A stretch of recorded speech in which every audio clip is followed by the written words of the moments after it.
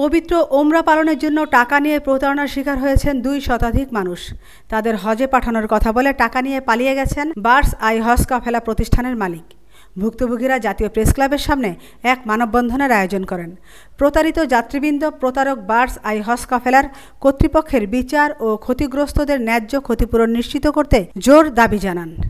সংবাদ সম্মেলনে তারা বলেন, আমরা প্রায় 100-র অধিক যাত্রী এখন পর্যন্ত আমরা নিজেদের মধ্যে লিস্ট জোগাড় করে আমরা হচ্ছে যে এই সংখ্যাটা বের করেছি, বাট আমাদের ধারণা 200 থেকে 300 মানুষ ওদের কাছে বার্ডস আই হজ কাফেলায় টাকা দিয়েছিল এবং ওদের অফিস হচ্ছে ডোমেস্টিক টার্মিনাল, ঢাকা বিমানবন্দর ডোমেস্টিক টার্মিনালের মধ্যে।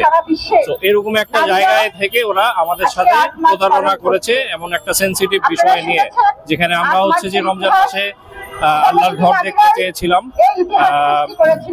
সো ওরা গত মাসের শেষের দিকে আমাদের সকলের টাকা নিয়ে হঠাৎ করে পলাতক হয়ে যায়। আমরা বেসিক্যালি ওমরার জন্য এই রমজান মাসে তাদের মাধ্যমে যাওয়ার প্রস্তুতি নেই, তো তাদেরকে আমরা অ্যাডভান্স টাকা পেমেন্ট করি, কারণ তারা বিমানের গ্রুপ টিকিট কিনবে, যেহেতু একসাথে অনেকজন যাবে ওমরা যাত্রীরা, যাতে একসাথে যেতে পারে।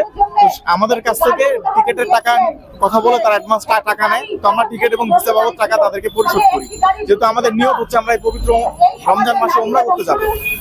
তারা যেহেতু এয়ারপোর্টের মতো একটা স্পর্শকাতর জায়গায় অফিস খুলেছে, তো আমাদের কিন্তু এখানে আর সন্দেহের কোনো অবকাশ ছিল না, কারণ এরকম জায়গায় তারাই অফিস নিতে পারে বা তারা এজেন্সি চালাতে পারে যাদের এটা বৈধতা আছে।